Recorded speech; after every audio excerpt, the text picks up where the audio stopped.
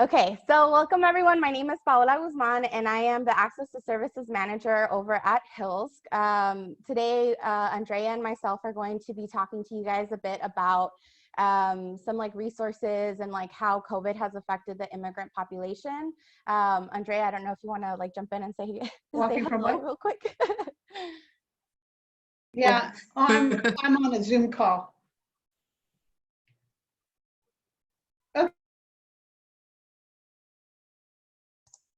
Okay, so I've gone ahead and muted everyone, so please just remain muted.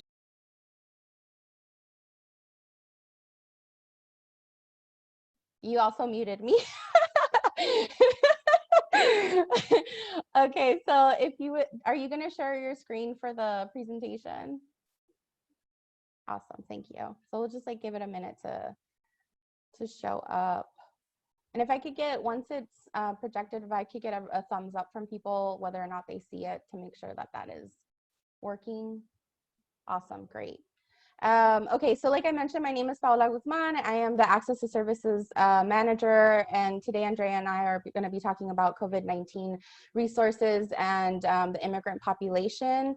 I wanted to start off our conversation today, and Andrea, if you could go to the next slide, kind of grounding this information around what we've been seeing on the hotline. And so I was like, is it working? So this is kind of the agenda of what we'll cover. So first, the Immigrant Rights Hotline, talking about the immigration impact, some the federal and state COVID-19 response programs, and then local resources that are available. Go ahead and go to the next slide. So this is what the calls that our operators have been getting on the hotline. About 48% of the calls have focused on financial or rental assistance. Callers have been asking for financial, specific monetary assistance. 26% of the calls have focused on the stimulus check or unemployment, whether or not people who are undocumented qualify for these benefits, and what people can do if they don't have those. And then about 16% of our calls have focused on immigration court and USCIS related questions. Some of the other questions that we've gotten have been around extending tourist visas, some about public charge, some about family members who are concerned about family who is in detention. And so that's kind of the gist of the types of calls that we've been getting on the hotline. And with that, I'll hand it over to Andrea so that she can walk you guys through some of the political things, the legal stuff that's going around with immigration. Thanks so much, Paola. I think, let me unshare and reshare, because I think I did this the wrong way, and that's why it was being difficult for me to, let's see. I tested this before and it's not going to present her view now, so it's kind of frustrating. So if I don't do it the right, sorry guys, I'll just share. If it helps, I can share it. If I can share mine and you can just tell me when to switch over to slides. No, that's okay. This should be fine. I'll just oh,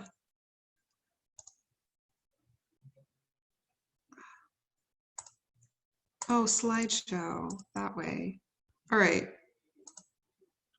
Is it changing? Is it just staying on Hotline Facts? This is frustrating. Okay. Next.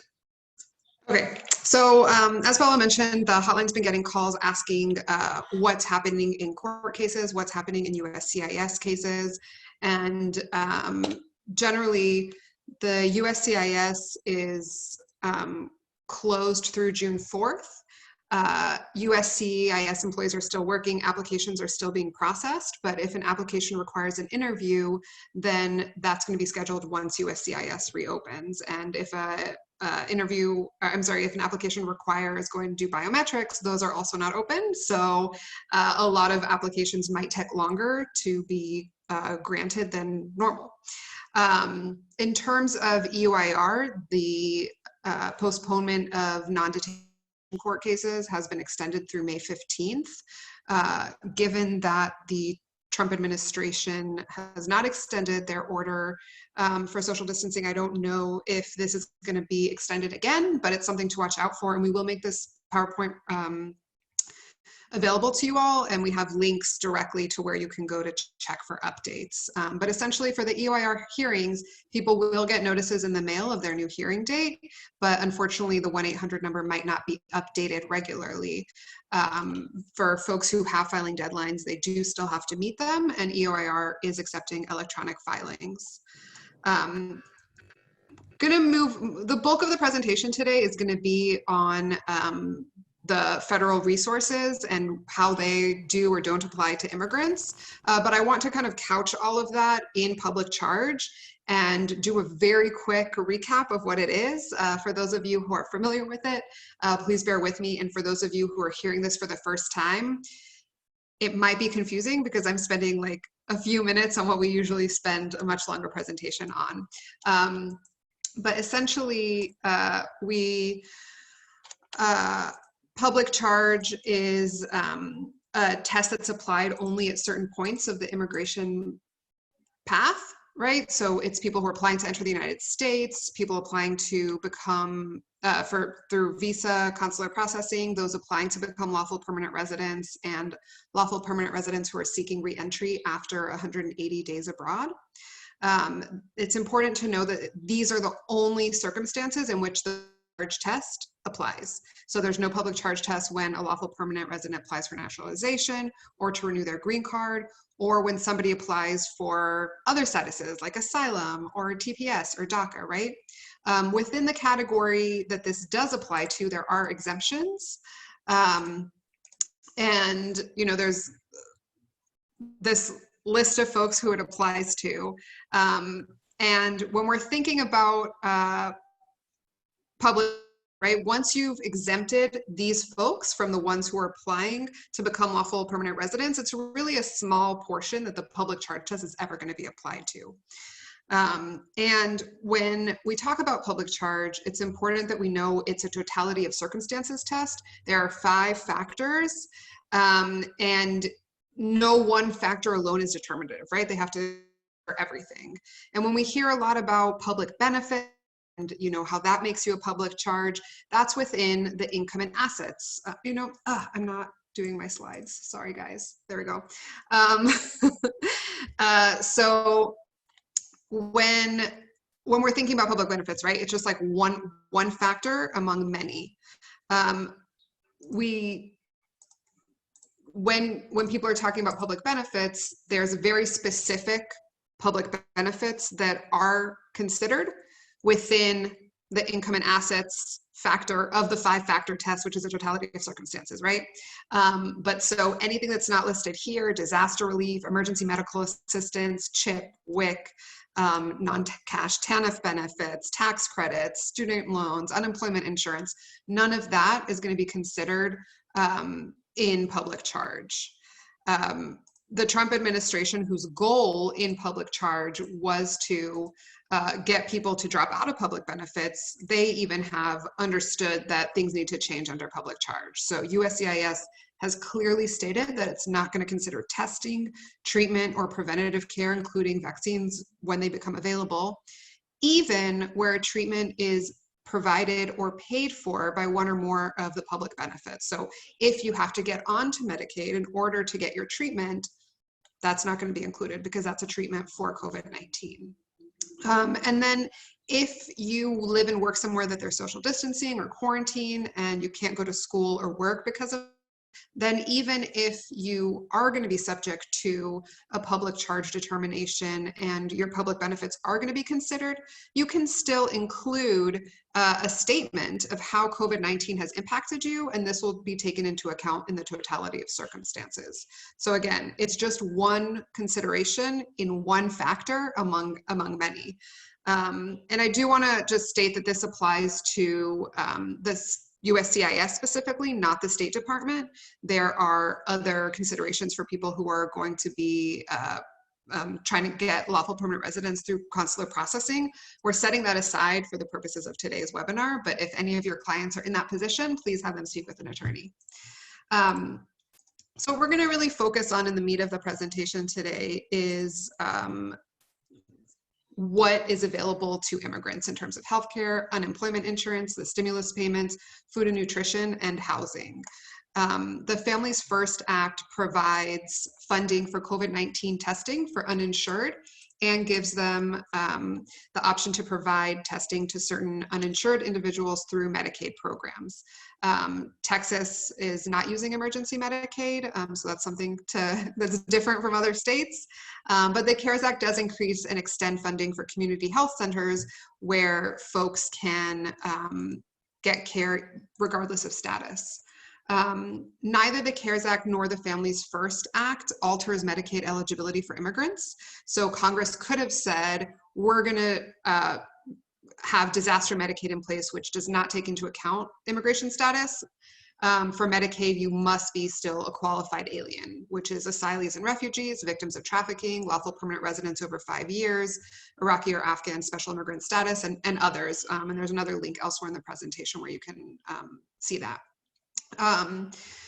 So those who are lawfully present may be able to buy subsidized health insurance on the marketplace. And Paolo will talk about later in the presentation this really great resource, a searchable database called accesshou.org, where you can get a lot of resources, not just on health, but other things as well. In terms of public health, like I mentioned, my thing is not clicking automatically. Right, so USCIS has announced that they're not going to be looking at this. In terms of healthcare and immigration enforcement, DHS has said that it will be following its sensitive locations policy and will be carrying out any enforcement activities where medical services are being performed, but we know that that's not a law or a regulation, right? It's discretionary by ICE, and they say in the most extraordinary circumstances, they might conduct enforcement, and we don't know what they take that to mean. That being said, although I'm sure all remember some horror stories about ICE picking up people in hospitals, it has happened few times on a national level and not a long time ago. And not in recent memory. So if you guys do hear about these things, please raise it up to us through the HILSC listserv, through the Immigrant Rights Hotline, so we can be aware that it's happening and uplift those stories. In terms of unemployment, to give a little bit of framing, right? In just a 5-week span in March and April, 1.3 million Texans applied for unemployment insurance, which is more than all of 2019. And I'm sure a lot more would, but there may be concern that their immigration status won't allow them to. So the CARE Act expands unemployment insurance in many ways. Pandemic unemployment insurance is a new program to cover workers who are normally ineligible, like independent contractors. It gives additional 13 weeks of benefits and states $600 will be added to the maximum weekly benefit. Unfortunately, it's not available to everyone regardless of immigration status. You have to have valid employment authorization during the base period of that claim and at the time of filing the unemployment insurance claim. So that means folks without immigration status and folks who had immigration status but lost it by the time that they want to file are not going to be able to get unemployment insurance. So if you're undocumented and you have an ITIN but not an employment authorization document, you're not going to be eligible for unemployment insurance. And again, I mentioned earlier that USCIS is closed for interviews, is closed for fingerprints, might be moving a little more slowly, so that's problematic, especially with like the DACA decision looming any day now. And that may mean that people who had employment authorization no longer have it. So this restricts the number of people who are going to be eligible to apply for that. The other thing that the CARES Act have done is extend emergency paid leave and family leave. So there is 2 weeks of job immediately available paid sick days for both your own sickness and caregiver needs through the end of the year. In terms of family leave, there's extended FMLA, which is 12 weeks, but only for those caring for a child, not other family members, but a child includes stepchild, adopted child, and adult child who can't care for themselves. There are minimal requirements. You don't have to meet the other FMLA requirements, no immigration status related restrictions. but folks must be employed at least 30 days, and there are exclusions to certain types of companies, and it's not full pay. But if folks aren't getting paid sick leave, or there's other discrimination, folks can contact the Wage and Hour Division of the U.S. Department of Labor, which doesn't inquire into immigration statuses, and there are several worker centers and labor law agencies in our area where folks can go to for help if they hear of this happening from clients. In terms of job security, under the FMLA, an employer cannot fire someone for illness, but it does apply only to certain employees, like those who've worked for longer than 1 year for employers. And in extended FMLA, there's no protection if you work at a company that's less than 20 employees. In terms of public charge, it's very clear that unemployment insurance is not considered at all in the public charge determination when someone's applying for lawful permanent resident status through USCIS. I also want to remind folks, if there are other benefits that people are applying for related to COVID-19, and they're subject to the public charge test and they're not exempt, then they can provide a statement stating why they had to rely on this aid for a temporary period. Another question that we get a lot on the hotline is about cash assistance. People are having problems paying rent, paying for food, and want to know if the economic impact payments or stimulus checks are going to go to them. These stimulus checks are an advanced rebate on 2020 taxes. They're only for folks earning up to $75,000 a year. Individuals will get $1,200. $400 for two adults filing jointly, and $500 per child under 16. It doesn't count as income and it's not taxable, so it won't affect someone's income for SNAP or TANF, SSI, other benefits. However, you have to have a valid social security number and valid employment status. So an ITIN, not enough, and mixed status households who jointly filed in 2018 or 2019 are not going to be eligible. There is an exception if one spouse was in the armed forces for last year and at least one spouse has a social security number, but there's still a huge number of mixed status families that file jointly that are going to be excluded and not get a stimulus check. But we have amazing litigation partners, amazing folks who, just a couple of days ago, Melda filed a lawsuit on behalf of mixed status families not getting stimulus checks. So hopefully that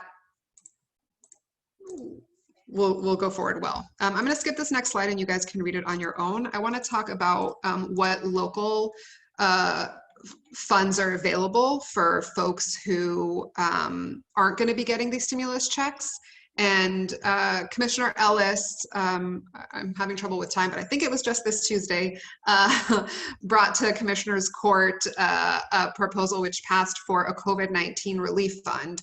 It has to go for a final vote again soon. And so we're asking people to tweet at their commissioners. Once you get this PowerPoint, you can click on that link and there's a whole bunch of sample tweets to send out today, Monday, Tuesday, to show how important this is for our communities. The local governments are getting about $400 million in federal tax money, but that's going to have a lot of buts, you know, like not for folks of certain immigration statuses. This fund is going to be open to anyone regardless of immigration status. So it's really important that we do our part to make sure that local government is doing their job.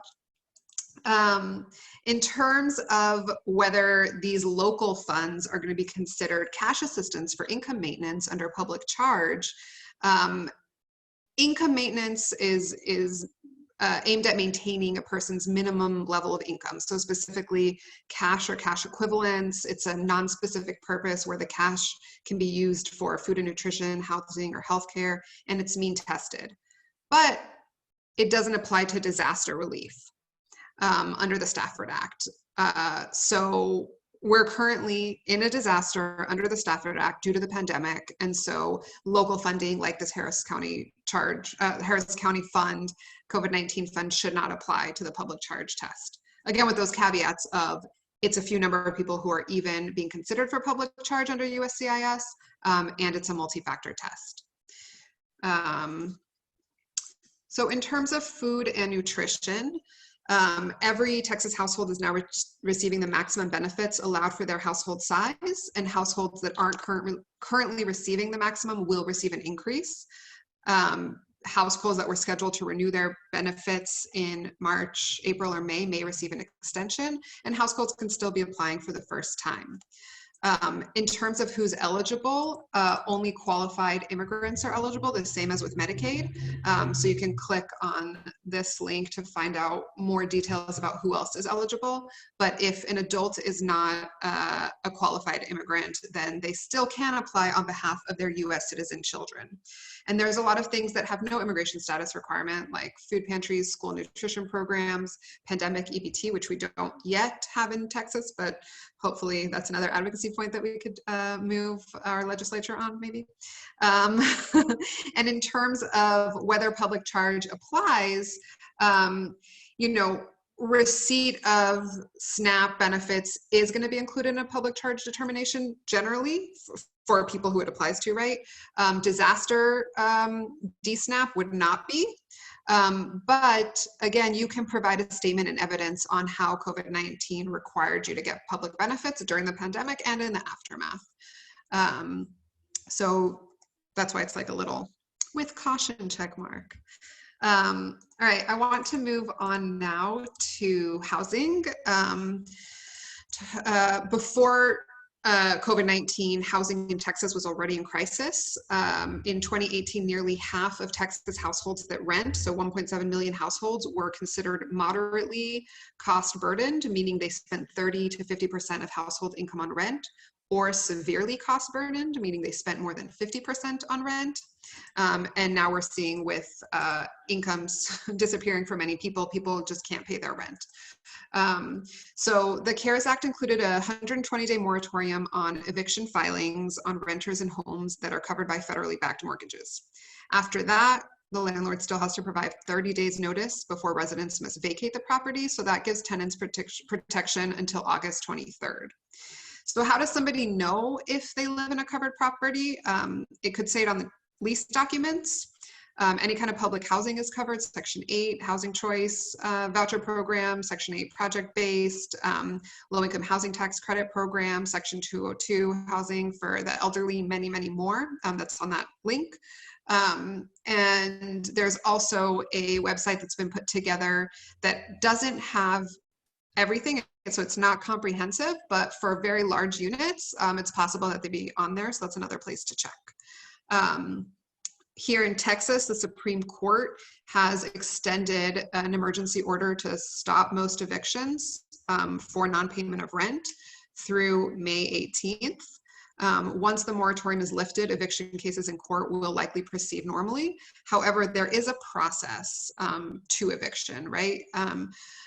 It's laid out here. I'm not going to go into it in detail, but we've heard reports from agencies that they've been seeing predatory lease and evictions coming up with landlords trying to charge late fees or threatening to call ICE on residents, trying to use other means to get folks to vacate.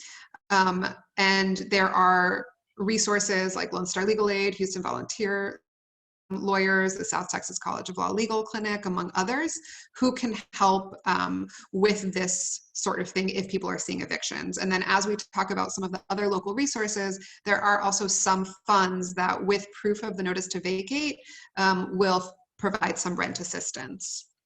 As far as utilities in Texas, that's the slide that I was referring to that you guys can read later.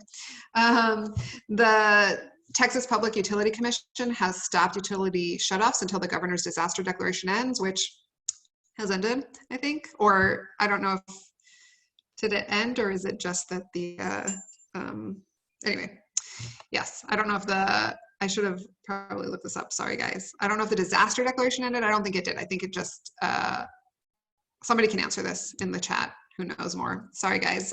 It applies to electric, water, and sewer service, but it doesn't apply to natural gas. But CenterPoint has stopped shutoffs until further notice. And Paula's going to give you in a little bit some other resources on utilities. I think I I blew through that kind of quickly, but I just wanted to make sure that we are going to have plenty of time for questions and for Paola to show you the resources that we have available. So she's going to go through some of these resources. Paola, when you're ready,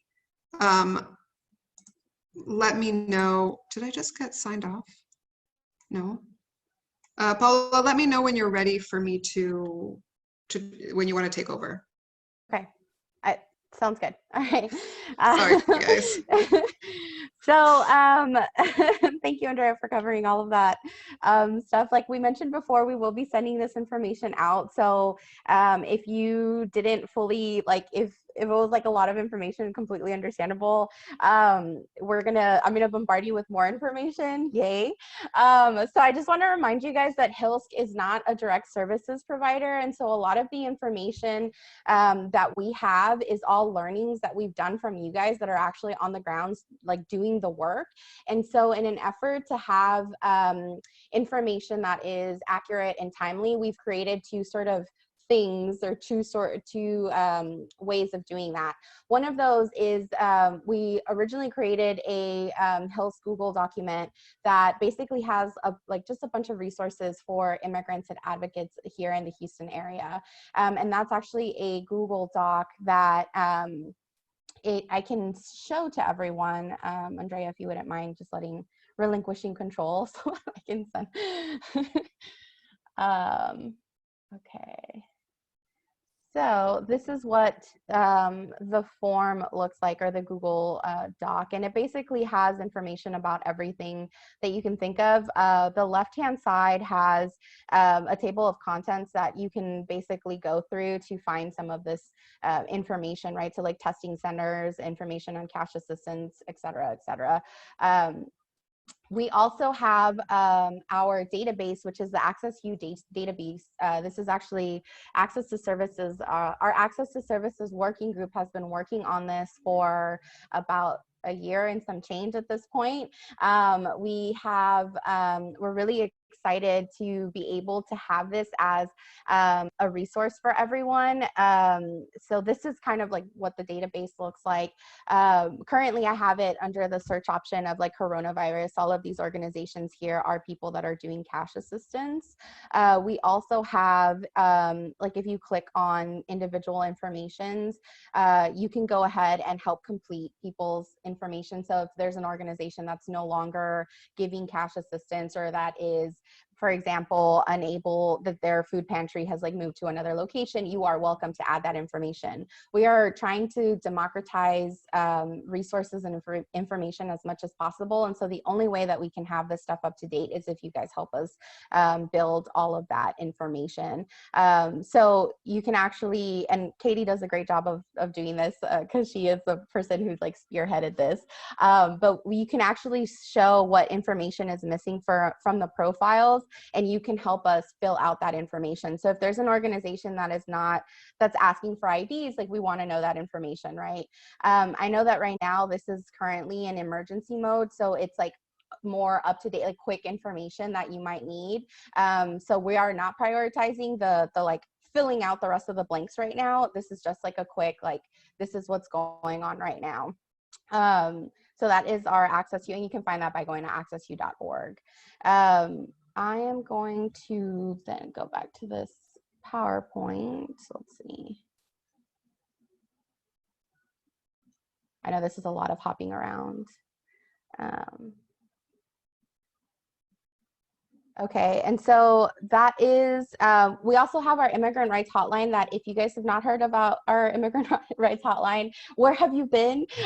This is basically a hotline that is manned by manned and womaned by 3 operators, one from Baker Ripley, one from Boat People SOS, and one from United We Dream. And they basically answer questions that people might have about just like anything, right? We don't do any legal consultations over the phone. It is all referral based and information based. So our operators have gone through just an insane amount of training. We train them in the beginning of the year. We do continuous training so that they're able to answer any question that the community might have regarding anything. And so they have been able to answer a lot of questions in the community. Like I said, the information or the data that we have from the beginning is directly from the operators. So far, we've had about 126 calls, and that's from the 29th. So this Wednesday, we had 126 calls that were specifically asking about COVID-19 and whether, like, with the different themes around that. And then, of course, we have NILC that has some information on the CARES Act, like Family First and Impact on Immigrants, if you're interested in learning more information. I already kind of went over Access Hue, and like I said, this is like, you can go in there and actually find resources for any sort of thing that you might need. All of these are the sort of themes of, or categories of potential things that you might have questions on, or organizations or agencies that you might want to find. So employment, legal, health, education, et cetera, et cetera. In regards to housing, I did want to share 2 resources that we have. So we have, I think Andrea mentioned Houston Volunteer Lawyers, and we also have Lone Star Legal Aid. Houston Volunteer Lawyers does work specifically with, like, can be with either your documentation or not, like legal status or non-legal status. Lone Star Legal Aid does have the caveat of like legal status being a thing, right? But like, they will work with people. So if there is someone that you are referring to them, they will try to help them as much as they can. And then of course, South Texas College of Law also has a legal clinic. So their information is not on here, but that's something to add. And then also looking at food, we of course know there are a bunch of organizations that have been doing amazing work in like getting Houstonians fed. We have here a couple of resources for finding food banks that are like located close to you. So the Houston Food Bank actually has a map, and so does Houston Recovers, that lists off all of the various organizations that are doing food work, right? So we have, like I said, HISD, the Houston Food Bank, Interfaith Ministries, and like so many more. So those are 2 resources that you can use there. As far as utilities, you can have clients contact their utility providers and talk about and like specifically ask. This is really important, that when you are asking clients to like navigate this stuff, is to specifically tell clients to ask for this relief stuff, right? Because like companies are not going to be like, oh yeah, we're doing this COVID relief program thing. So we want to make sure that clients are using that language. And so again, like this PowerPoint has that information. You can go ahead and call, like the numbers are there for you to talk to people about like utilities specifically. And then internet, or just like connection to internet, we have internet providers that are going to be like assisting families, or like so that their internet is not disconnected or their phone is not disconnected, and also provide free Wi-Fi hotspots for 60 days. And this is just a list of those. So AT&T, T-Mobile, et cetera, et cetera. And so again, like there's another link there so that you can find information about getting access for the internet. I know HISD has also been giving away hotspots for students who need Wi-Fi access. If you have a client who needs that, be sure that you have them talk to the school directly and ask for that, right? We want to make sure that we're using that language of like, I need a hotspot, like I need this, right? Like making sure that we're using those keywords, because people are not going to be forthcoming with the things that they have. We also have one that I didn't add here, which is Tech for All, that does provide laptops for people who might need them. So that is definitely another resource that is available. I kind of just like power through this because again, I know that people are going to have questions. And so I want to make sure that we open that up for people to ask those questions. So I will open this up. And and we mentioned before, please add like whatever questions you have, please add them into the chat box feature and we'll go through them one by one. Although there were some questions, I did answer them on the chat, but in case folks haven't had the opportunity to read that, can you talk about whether the hotline is able to Assist callers outside Houston or across Texas? So because we're Houston specific, yes, we can answer questions, but it's remember that like if it is outside, we will be referring to like another hotline, right? So we do have some connections with other hotlines. We do have connections with other orgs. The operators have a focus more on the Houston area. They can get callers to the right place, but it's not going to be a like HILS verified referral. It's going to be to a general sort of like organization or agency. So yes, we do, but as far as the quality of the referral, it kind of like reduces a bit as we like go outside of the Houston area. There was also a question about preventative services not being counted against applicants, even if they're paid for by Medicaid, and how that looks like in practice. We don't really know very much about how public charge looks in practice. There are some beginning folks getting responses to applications that have been submitted. And so far, you know, it's, I think, too soon to know how USCIS is going to respond to that in terms of, you know, like the actual application. In terms of preventative service, I would guess that it's like related to COVID-19. So mostly that's going to be vaccines once they're available. I don't imagine that it would be read so broadly to say your health in general must be, you know, using it to prevent all sorts of other health conditions that might make COVID-19 worse. I don't know if anyone else on here has some more thoughts. Please share them in the chat. I will say that for folks who are attorneys that are concerned about this, legal assistance, HILS recently opened a family-based working group on for these kinds of applications to talk through public charge and some other things. So email me if you're interested in joining that. We are recording the webinar. It will be available after the webinar. We can certainly send you the PowerPoint like pretty immediately. I think in terms of getting it on a YouTube and that sort of thing, it's going to take a little minute, but we can certainly get that to you. That's another question that's coming through right now. Are there other questions? I feel like we raced through because we wanted to make sure that there was like a good half an hour worth of time, but maybe we went a little too fast. But if you guys want us to like go in a little more detail on any of the things we said, we can also do that now.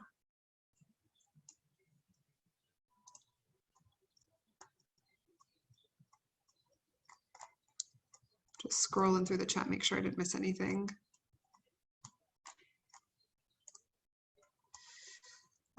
There's a question on, is there special enrollment or eligibility for Medicaid regarding COVID for folks who otherwise wouldn't be eligible? So I should have caveated at the very beginning that I'm not an expert on public charge or housing or any of those things. And I basically just did research that's available to all of you on our website through that NILC and other documents. But in terms of Medicaid through the CARES Act, there have not been any expansion of who is eligible for Medicaid. It still remains the qualified immigrants, qualified aliens, which is refugees and asylees, lawful permanent residents who've been here over 5 years, and several other categories. For folks who are not eligible for Medicaid, Texas could make COVID testing and treatment part of disaster Medicaid, which has not done yet, although other states have. And so there's some potential advocacy to do on that front.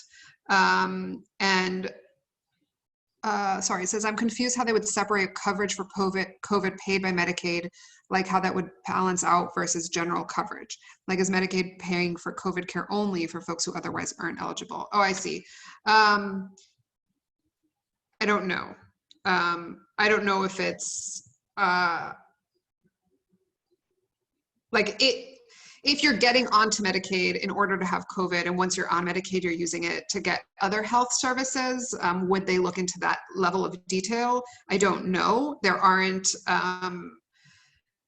there's like one page that I found on the USCIS website that goes into this number of detail. I would say that if someone is at level of concern because they're subject to the public charge determination under USCIS and they're not exempted, which is going to be a very small category of people, then they talk to like their lawyer or even a legal assistant who might know what the different 5 factors are, and look at those other factors, right? Because even if there's this like small exemption for COVID-19, it's a multi-factor determination. And so just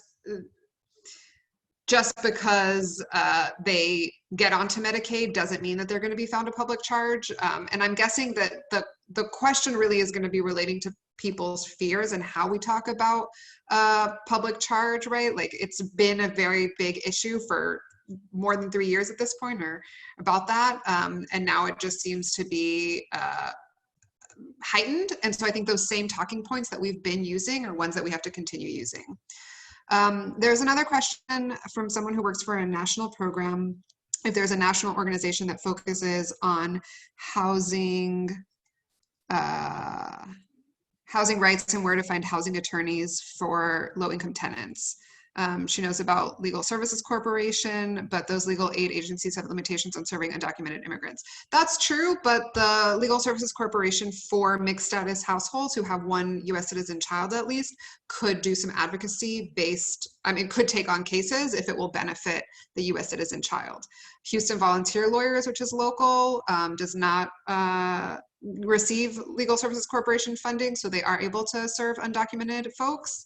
And in terms of national, I don't know if someone else knows. I mean, this is not like the area that I work in, but there are like tenant rights organizations. And I think that I've linked in the PowerPoint to some things that they've put out. Texas Law Help is another place that folks can go. Yes, and South Texas College of Law as well for Houston. But again, that question was national, so I'm not exactly sure. Entities folks can go to for help with housing. All right, this is the same question. Lone Star Legal Aid, South Texas College of Law, Immigration Clinic, and sorry, not Immigration Clinic, their housing issues, and Texas Lone Star Legal Aid for those who at least live in mixed status households. And the University of Houston Consumer Clinic also helps. So that is another resource. And I encourage those of you who are familiar with those agencies or maybe work at one of those to go into accesshou.org. And since it's in disaster mode, you can add things directly to them. So please take 5 minutes to do that, and all of us can benefit from that resource.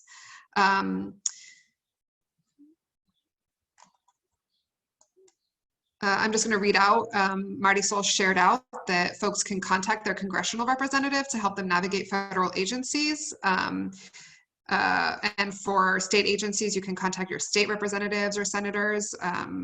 Marty Sol, now working for a state representative, has been helping mixed status families navigate unemployment benefits with Texas Workforce Commission. So people like her and the legislators that they work for will be able to help your clients too, it sounds like. So thank you.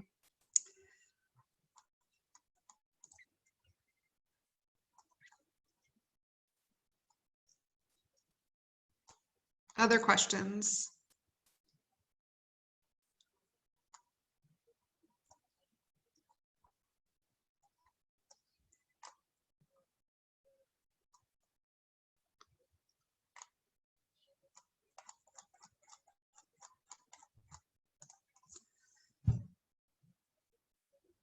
Worker protections. Do you mean like in terms of ensuring people have PPE and hazard pay and things of the like?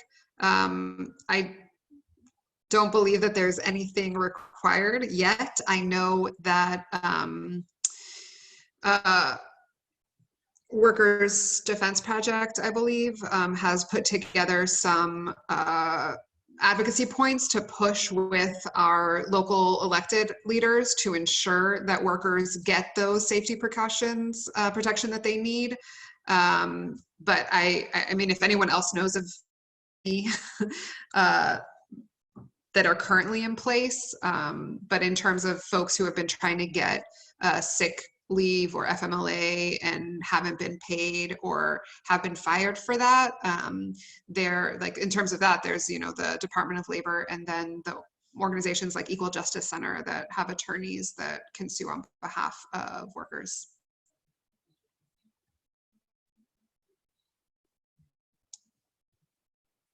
Okay.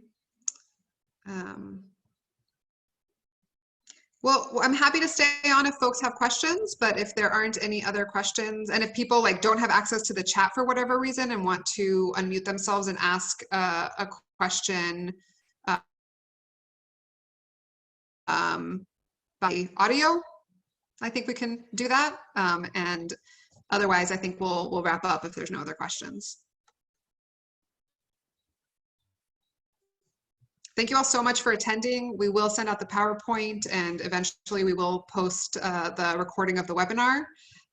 If you have any feedback or things that you would like to add to our COVID-19 resource page to access hou.org, we really encourage you to do that.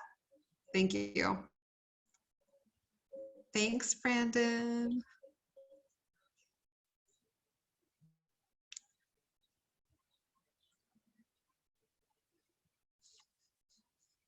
Bye, everyone. Thank you all so much for listening. Really appreciate it.